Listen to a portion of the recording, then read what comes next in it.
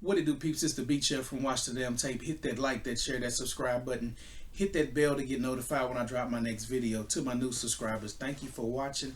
I hope you enjoy the show and I hope you get something out of the content. To my day ones, thank you for helping me build this platform and keep this WNBA conversation pushing.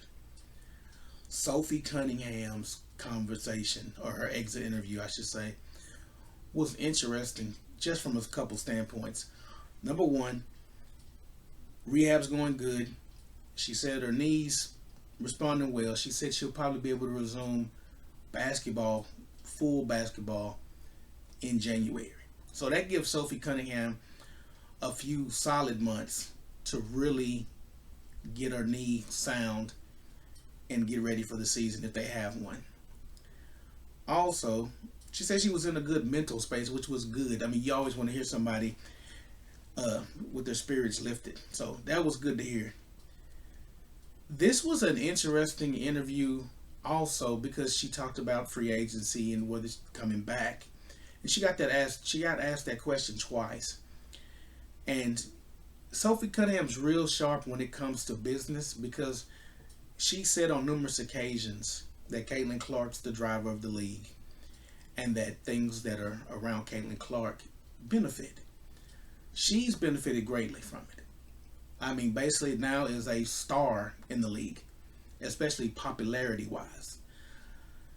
And she got that podcast going. If Sophie Cunningham's in any other market, she doesn't have a podcast. This market allowed her to get that opportunity. So I would hope that she would stay in this market or try her best to stay in this market. But she's going to be a sought after free agent, especially if she can show that she's 100% recovered from her MCL injury. She got into the T.U.S.S.L.E conversation. She got into that speech that Nafisa did. She talked about, she supported Nafisa, what she said. She talked about the leadership heavily. I mean, she went in on the leadership a good portion of this interview in a couple different instances. She spoke about if a call had have went this way or that way, they would be in the finals. She talked about the camaraderie on the team and the bench mob and how it was hard to be away from playing, but the bench mob and the support and the team, the same thing Caitlin Clark talked about, the growth and the connection that the team had. So she talked about that. What's interesting, I watched two different versions of this video. The first day, I watched a journalist video, and I'll link that in the description. But right after that, I watched the Indiana Fever. The journalist video was 11 minutes. The Indiana Fever's video is about 6 minutes and some change. They chopped up about 4 minutes of Sophie Cunningham's interview. At any mention of T.U.S.S.L.E, any mention of anything anti-league was edited out the video. Sophie Cunningham's been talking ever since she got to this team. When July came and she started her podcast, she's been talking. You haven't said anything to Sophie Cunningham outside of the 2 fines that she got in a week. Why silence Sophie Cunningham now? Because she's commenting on the league. I thought it was in poor taste by the Fever to suppress what she had to say. If she's got something to get off her chest about Kathy Engelbert and the league, let her. Because she's going to get on her podcast and do it tenfold. They're all going to do it.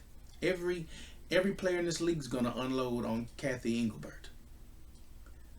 But I didn't understand. That interview on the Indiana Fever's YouTube page, it goes from, Sophie, how you feeling? How's the rehab? What's your outlook on free agency? When you plan on starting the hoop? How was it on the bench? Over. And there was a lot more in this video. That was the biggest thing from Sophie's, that they specifically decided to chop up her interview And any mention in her, I'm telling you, they edited it so good. She never says Nafisa Collier's name. She never says Kathy Engelbert's name. She never says the league in there. I mean, they chopped it up big time. But I'm gonna leave both in the description.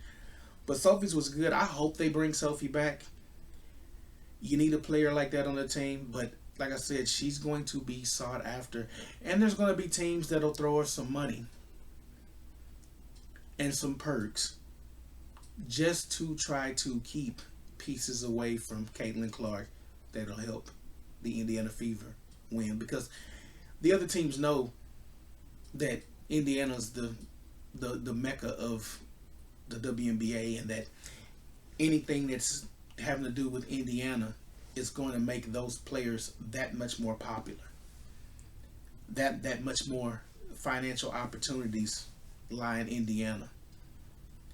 But let me know what you guys think. Like I said, I'll leave the links below. Man, go watch these videos. They are a trip. Especially watch the 11-minute one first. I'll put that one first.